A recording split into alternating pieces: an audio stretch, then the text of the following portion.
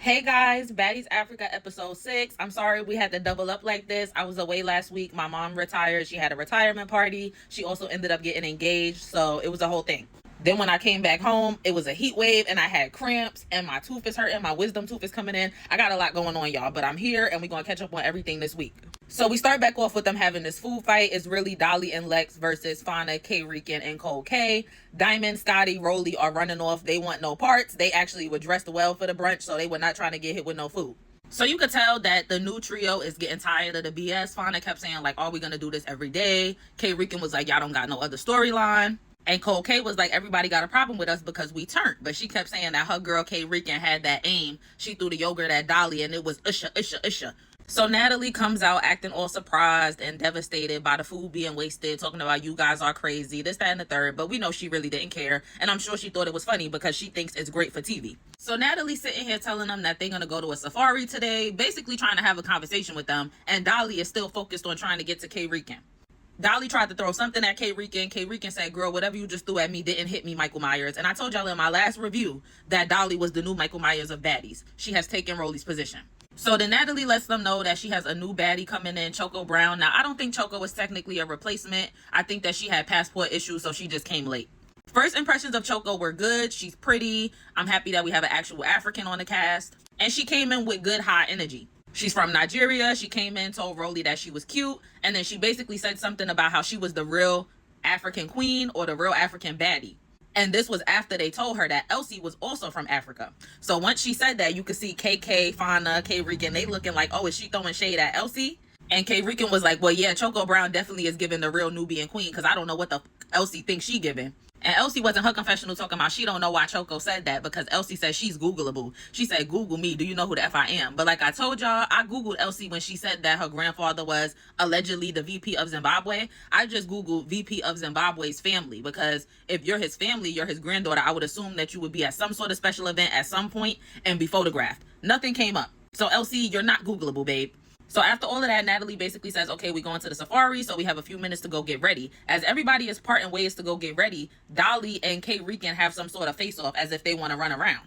K-Rican ended up walking off. I feel like it was a mix of things. I felt like she was like, okay, let me go get ready for the safari because that's what Natalie just told us. Also, Rollie was telling her like, okay, keep walking, like don't fight with Dolly. But at the same time, I kind of felt like she really didn't want that with Dolly. I don't think she's scared. K-Rican is clearly not scared to take L. She knows she can't fight for real, I think, but she always gets out there, so I respect it. Same thing with Cole K. But in that moment, I did kind of feel like she didn't want to fight Dolly. But like I said, even that don't have to mean she's scary. She could literally just be tired of fighting the same person over and over again who she doesn't even know. Like she said, it's annoying waking up having to go to war with people every day, and y'all issues not even that deep. So then we see Natalie and Diamond sitting down before everybody goes to the safari. Natalie clearly wants to talk to Diamond about inviting Anna to the club. Now, Natalie did say that Anna is on a baddie timeout, which lets me know that she's not actually fired and there's clearly a door open for her to come back to the show. And like Diamond said in her confessional, I believe that she's right to feel like Natalie still has some type of animosity toward her. And it does seem like she sort of took that animosity out on Anna. But Natalie claimed to Diamond she doesn't have any animosity. She has a clean slate with Diamond. She's over it. So Diamond was like, okay, we just gonna have to see. Like letting her know, I don't really believe you. You're gonna have to prove it to me. So they hug it out. And as Natalie's walking off, Diamond is kind of cutting her eyes at Natalie and just making a face like, girl, I still know I can't trust you.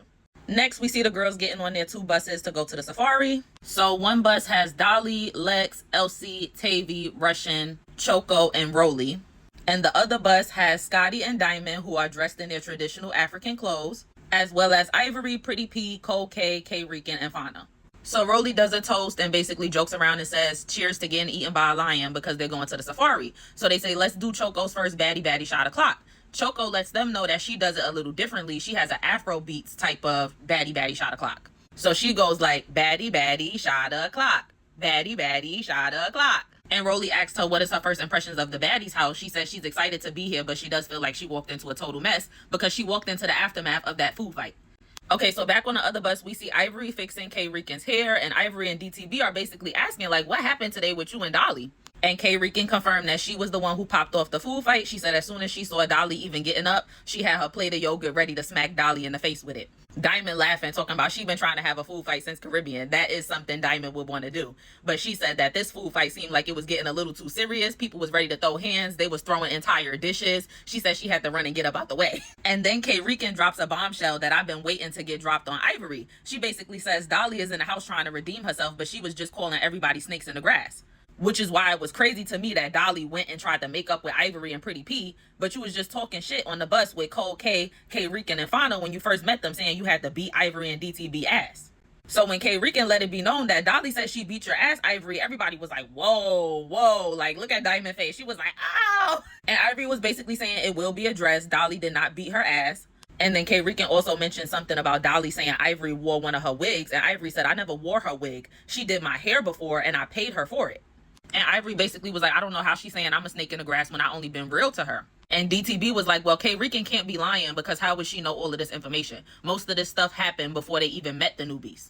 So then we cut back to the other bus. We see Russian Cream in the back talking to Choco. And she was basically telling Choco, like, I don't never want to be a problem. Producers be looking at stuff like that. So when they say to come down on time, make sure you on time so they could edit you right and they could edit your fights right. So Rollie was like, what are you whispering for? And why are you telling her that? Because it's not true.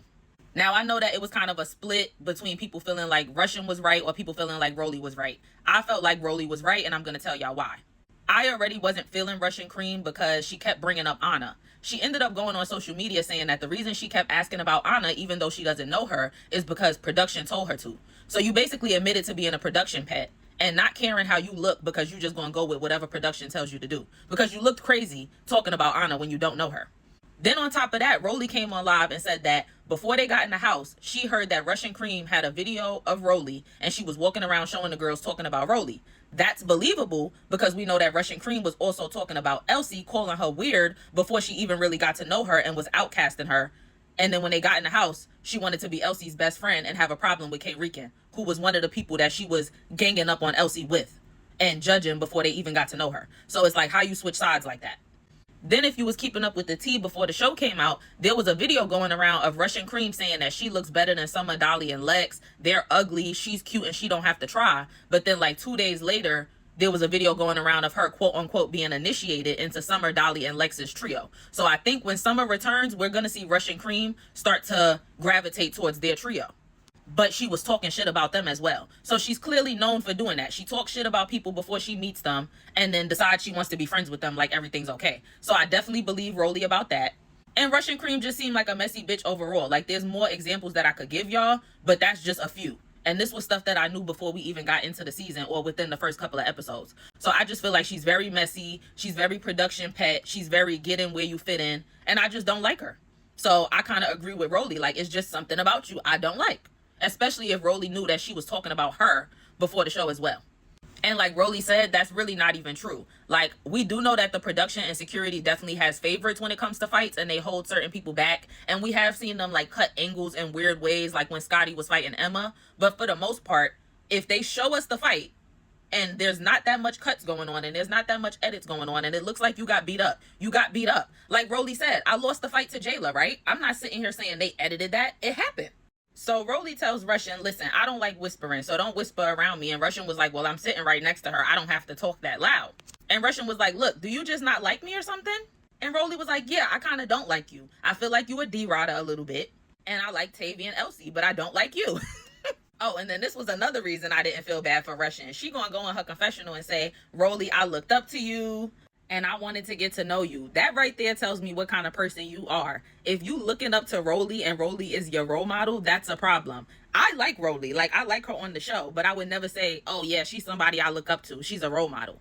A role model is Michelle Obama. And even if you want to say from a business standpoint, a role model would be somebody like a Beyonce. Even if you want to say from a reality TV business standpoint, I'll give you Natalie and Jocelyn. But Rollie is not even on Natalie and Jocelyn level when it comes to like the business of reality TV. So what are you looking up to her for? So Russian stood up and started screaming like that's not what the F I said. So Rollie turned around like, who you talking to? And I think Rollie saw that Russian was standing up, so she stood up too. And Rollie was like, at this point, I'm about to come back there because I really don't care no more. Russian ended up sitting back down, so Rollie also sat back down. Tavii was in her confessional talking about, yeah, Russian got to choose her battles, and that was Rollie. Come on, it's Rollie. You're not going to win that battle. Tavii is a lapdog to the OGs, like I told y'all. So at some point, Russian Cream kind of just shut down and she was like, I'm done talking because I could tell she want a problem with me. And Rollie was like, exactly, stop misleading her. And she was telling Choco, just enjoy yourself here. Production is not going to do nothing to you. So we see them arriving to the safari. Rollie's getting off the bus all smiles while Russian Cream is completely irritated. She really doesn't even want to be there anymore. I will say one bright side of all of this chaos that I am seeing is that a lot of these girls really don't have anything and really haven't come from anything, because Ivory says she's never even been to a zoo or an aquarium. Like, I would think that would be like a school trip that even if your parents can't take you to, the school would take you to. But I guess if you can't afford to go on a school trip, you miss out on those type of experiences. I'm blessed that that's not even something that I would think that somebody never experienced. Like, I know some people never been to Disney World and things like that, but you never been to any zoo or aquarium is crazy to me, honestly. So I'm glad that Ivory was able to kind of relive her childhood in this moment, being around the animals and having that kind of experience that she should have been able to have as a child. So they start seeing the animals. Natalie's talking about, oh, get me away from the elephants, talking about her mom sent her a video of the elephants trampling people. Lex must have been on her period because she was crying, talking about this was so heartwarming and so emotional. She's never seen nothing like this. But it could also be similar to what I just said about Ivory. Who knows if she's ever been to a zoo or been around animals that up close in real life. If you've never seen something like that in real life, it might make you emotional versus somebody like me, once again, like I said, who's been blessed enough to go to the zoo and the aquarium almost every year, like with my parents and as a school trip. I wouldn't get emotional seeing that because I've seen it so many times before. You know what I mean? Then they're going to take them and stop in the area that they said the lions own. And Kate Rican was like, yeah, the lions was definitely letting us know that this was their territory and they would eat us up. Like, don't stop me there. You could keep it moving. Don't stop me in the middle of the lions then, babe. Elsie had a point though. She said they might need to leave me with the lions because they more well-maintained and more well-controlled than the baddies. She didn't lie. Then it sounded like the girls was looking at the lion D. They talking about he ain't got no D. Where his balls at? Why are y'all even looking at that? So eventually they finish the safari. We see the girls walking out. Dolly is thanking Natalie for the experience. Natalie lets them know that they do have a booking tonight, but they have a 2-hour ride. And she basically ends up asking Rollie, are you going to ride back with us or are you going to ride back with the bus that you came on, basically? And Rollie says, I'm no longer going to be on the bus that I've been on because I'm really not feeling Russian Cream. So Rollie was basically trying to explain to Natalie what happened with Russian, telling Choco about the production. And Russian wasn't really letting Rollie get her words out. She was like, oh, she never lets me talk. Every time I say something, she tries to twist my words out. So Rollie was like, okay, so what you want to do then? And Russian was like, we could do whatever you want to do. I'm not scared of you. And she kind of stepped up to Rollie. So I will give her her 10s for that. She's not scary. I just don't favor her. But Russian kind of kept walking towards Rollie. And Rollie dropped her bag and gave Russian what she was looking for. Rollie definitely tore Russian up. The first round wasn't terrible, but Rollie did win. Russian did get Rollie's wig, but Rollie's wigs always come off in fights. That's kind of like a known thing. That happens every time. And Diamond basically says she respected Russian because you do got to have a lot of heart to stand up to Rollie. She would know she's been scalped by Rollie. So Rollie was like, okay, Russian, I want to go a second round. Now that second round, Rollie tore. She body slammed Russian ass to the ground. And she was kicking her while she was on the ground, child. It was a mess. Scotty was like, okay, Rollie, enough. And you know how Lex be looking with her mouth wide open like she's in shock all the time. But Russian was still popping it when she got up. She was like, what y'all expect? She like 500 pounds. Of course she won. Of course she won. And Scotty is definitely learning how to fight a little bit. You could tell from what she said in the confessional. She said, when you fight somebody like Rollie, you got to swing and back up. You cannot run into the fight with Rollie if you don't have the weight that she has. Because if you allow her to grab you and start swinging you around, it's over. She literally weighs double some of you girls. Rollie says that right now she's like 275. Russian says she's 130, 140. That's double her. So if you're going to step up to somebody her size, you have to know how to fight. You can't go in just getting grabbed up and swung around like you did. So they both kind of mutually called each other out for the third round. Russian lost again. Rollie was dinking her all in her head. And then when the security got the hold of them, Russian hair was still being held by Rollie. And Rollie was like, I'm about to scout me another bee, just like she did to Diamond. Luckily, she didn't do it. So they finally get on their buses to head to the club. Rollie let it be known that she wasn't riding on that bus anymore. So you see she ends up on the bus with DTB and Scotty. So Russian didn't lie. She was like, I definitely lost the fight. When I lose, I lose. I'm honest. So I could respect that. And then she just goes back into telling these girls how she looked up to Rollie. She felt like Rollie was always neutral in the house from watching the show. But now she feel like Rollie is picking on her and she just doesn't like her. So she's not going to keep allowing that. And Rollie basically said she didn't plan on fighting none of the girls, but Russian was just giving her a weird vibe and doing weird stuff. And she basically said if Russian needs that again, she knows where to find her. Rollie was trying to say Russian cut her with something, and Scotty was like, no, I think it was just her nails. You know, my nails are sharp too, and they can cut somebody as well, which is true. If you have those stiletto long nails that's real pointy and you get into a fight with somebody, you're going to scratch them up. Dolly's on the other bus basically saying that she's going to do her best tonight in the club to be professional, and Tavii was like, yeah, let's not snatch any more mics. Okay, so now back to the other bus. Ivory asked DTB, are you ready to handle this room situation with Choco? So DTB was basically saying nobody's taking her room. She's not sharing a room. Rollie and Scotty both said, we don't have an extra bed in our room. So the only OGs that are in the house are Rollie, Scotty, and DTB because Natalie's not staying there. But somehow DTB is the only OG who has a room with an extra bed. Like I told y'all, Natalie set her up. She knew that this other girl was due to come and she was late. And she knew that this was how this was going to fall. That Choco and Diamond would have some type of interaction that could go left because they now have to share this room. And Diamond feels away because she's an OG. So clearly before they go to the club, they're stopping at the house to get dressed. And Dolly's like, I'm going to show you your room, which is with DTB. That's the only other empty bed in the house. But Dolly is being messy because she knows that her and DTB have beef. So why are you walking this girl over to DTB's room? Why are you even going in her space? So they get in the house. Dolly is walking Choco over to DTB's room and she's like, this is your room. DTB is immediately on high alert and she's like, no, it's not. And why are both of y'all in here? And Dolly kind of tried to walk past DTB and just walk into the room. And DTB wasn't having it because I could see how she felt like, am I about to get jumped? Like, is Choco on timing with Dolly? Is this a setup from Natalie? You know, she's paranoid. So DTB swings on Dolly and pops Dolly one good time in her face. But after that, I'm going to give Dolly the win. She got on DTB's ass. I wish it didn't go that way, but Dolly definitely won the fight. Diamond was screaming, ow, my eye. She said that Dolly was trying to gouge her eyeball out. And then I was like, DTB was lucky that Dolly didn't have on heels. The boot she had on didn't have no heel. If it did, it would have been lights out for DTB. She was kicking DTB all in her head. I was like, thank God there was no heel on that shoe. Then at the end, Dolly was on the floor, but DTB still really wasn't doing that much with her.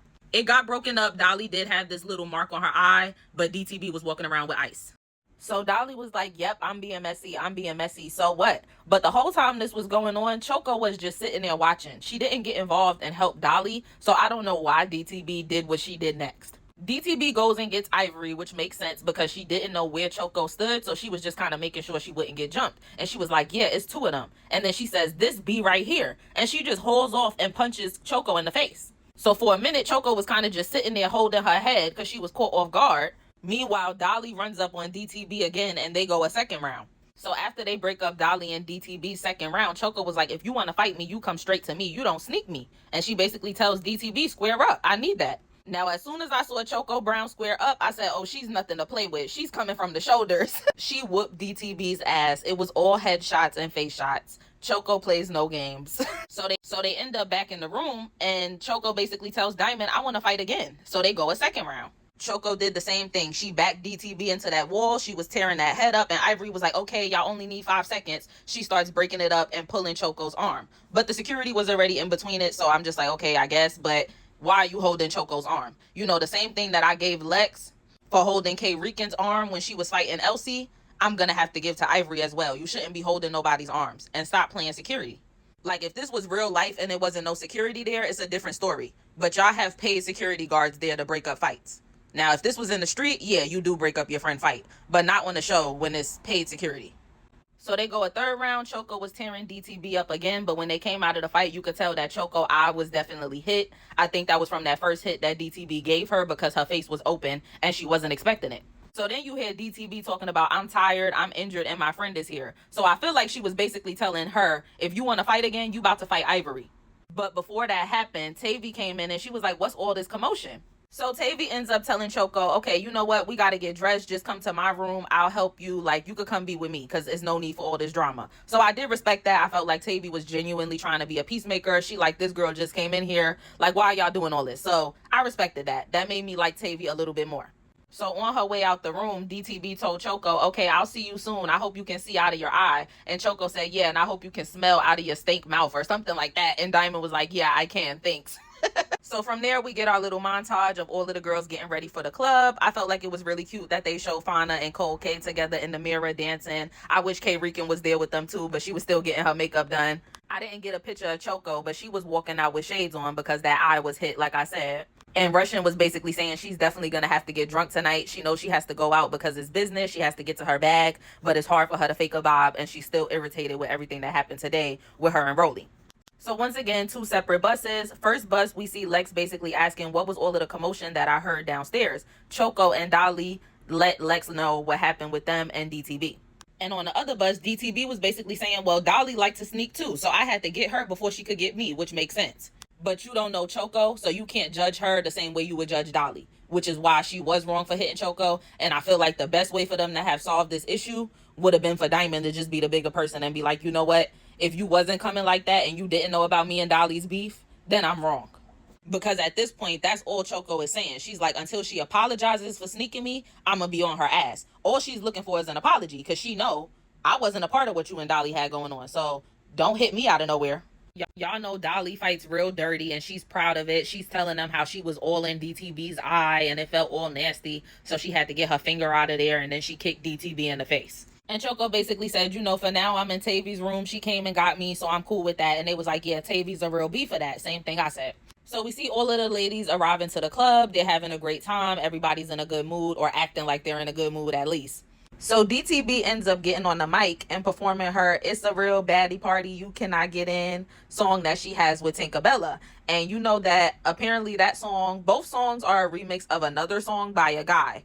But apparently the guy made his version first. And then Cole K and her group made a female version. And then DTB and Tinkerbella came out with another female version. So Cole K feels like DTB and Tink copied her. So Cole K is looking irritated, but then you hear Fauna saying, you know, DTB was doing her big one, and you could tell that Fauna was being supportive of DTB. But she was like, okay, come on, give my girl Cole K the mic. Y'all know she got the same song. So Rollie ends up taking the mic, and she was like, yeah, you know what? Cole K do got the same song as DTB. So play her song. And she hands Cole K the mic. But they were still playing Diamond and Tink's version when they handed her the mic, which was messy. Like, why are you still playing their version and thinking I'm a rap to it? So she was like, yo, this is not my song. Like, take this mic from me and stop playing in my face. So I felt where she was coming from at that point. K Rican says she's having a ball. She's dancing on all the African men. And she said, yeah, she's like, welcome to America, B. Telling all of the men, yeah, I'm busting splits. This is how we come in the U.S. But I did enjoy that because it did remind me of BGC a little bit, like when we would actually just see the girls having a good time in the club, interacting with these different people from different countries and stuff. Choco Brown was enjoying herself. She said she's been watching the Baddies for so long on TV, so this is a dream come true, and she's having an experience that she's always wanted. So then we randomly cut to the next day. We hear Tavii telling Elsie to go downstairs with the 3 Bs that jumped her and that she's stupid. So they're arguing now. And Tavii is saying that Elsie is still mad that she saw her and Cole K talking in the club and giving each other a dap. So Tavii is telling Elsie to shut the F up. Elsie starts standing up, screaming, talking about ha ha, ha ha. You see how it says in the caption, dialogue drowned out by Elsie maniacally laughing like a maniac. So Elsie stood up with the ha ha shit. And Tavii stood up too, and she was like, if you do something or you keep coming closer to me, I'm going to knock you the F out. I don't know why Elsie was standing up if she wasn't on that. So Tavii ended up punching her in the face. Now, I did respect the fact that she didn't just keep going and beating Elsie up because she knows she would whoop her. Anybody could whoop Elsie. And then Scotty came in and was trying to break it up. And she was like, you know, I thought you guys were friends. What is this about? Ivory came in trying to break it up as well. So Scotty was kind of with Elsie and Ivory was kind of with Tavii. Elsie screaming that Tavii is using her for a storyline. Tavii is like, why would I need to use you for a storyline? You're a nobody. I feel like y'all are pretty much using each other for a storyline. Neither one of y'all has been given star newbies. The star newbies from the first couple of episodes was K Rican, Cole K, and Fauna. And even the way Choco Brown came in, she's standing out more than Tavii, Elsie, and Russian. Elsie is in her confessional saying she don't know why Tavii thinks she's mad about Cole K, but what else are you mad at? That's the only thing you was arguing with her about on the last episode, so make it make sense. And then she gonna say the fact that she punched me in the face lets me know that she's not my real friend, because if she was, she wouldn't have did that. Well, you stood up on her and you were yelling and walking towards her, acting like a maniac. So what was she supposed to do? Elsie's a liar and she's playing victim. I really don't like her and she can't fight. So it's like she's just giving nothing for me. She's just giving a crazy person who has crash outs that are funny. But at this point, I'm over them. Like I said, Elsie was playing victim, talking about, you know, I'm the weakest link and you had the audacity to hit me. Like Tavii said, girl, stay out my face then.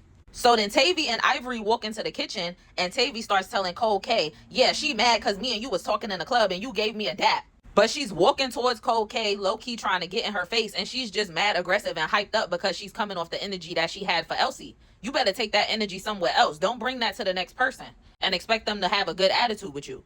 Scotty was still trying to comfort Elsie. Elsie gonna tell Scotty, why are you guys in my face right now? And Scotty was like, girl, bye. I don't have to talk to you and I don't have to help you at all then. So she walked away from Elsie as she should. So Cold K basically was saying, yeah, we dapped. It was a dap, like, you know, whatever. But it wasn't no words exchanged. So you don't know what the dap meant. The dap wasn't a sign of respect. It was basically just letting it be known like, okay, shit dead. Or at least we gonna be cool in this club. But I wasn't saluting you or doing all of that you're trying to say. I didn't exchange no words with you. So Cold K been standing on that. She said she didn't say no words. She simply gave her a dap to let it be known it's cordial in this club and going forward. So Tavii starts getting hyped, talking about, you said words. Are you playing with me, son? Word to my mother. Everybody's looking around, trying to hold their laughter in, laughing at her. And she was like, I'm not even trying to say you was D-rodding. I was giving you your props too. You know, Tavii is just the stereotypical aggressive New York City, Brooklyn girl. And Cold K is like, I don't know what the F this B is talking about. Like I said, I only gave her a dap. No words were exchanged. So then all of a sudden, Tavii throws one of the dishes across the kitchen towards Cold K. It hits the wall and shatters. Cold K picks up the plastic Schweppes ginger ale bottle and tries to hit Tavii with it. And the episode ends there. So for episode 6, my most valuable OGs are Rollie and Scotty. My least valuable OG is Natalie. My most valuable Nugie is Ivory. My least valuable Nugie is Dolly. My most valuable newbies are Choco Brown and K Rican. And my least valuable newbies are LCK and Russian Cream. Okay, you guys, so that's the end of my Baddies Africa episode 6 review/recap. I'll also be posting Baddies Africa episode 7 today, so look out for that. If you're watching me on TikTok, make sure you subscribe to my YouTube. And if you're watching me on YouTube, make sure you follow me on TikTok. I'll see y'all later. Bye.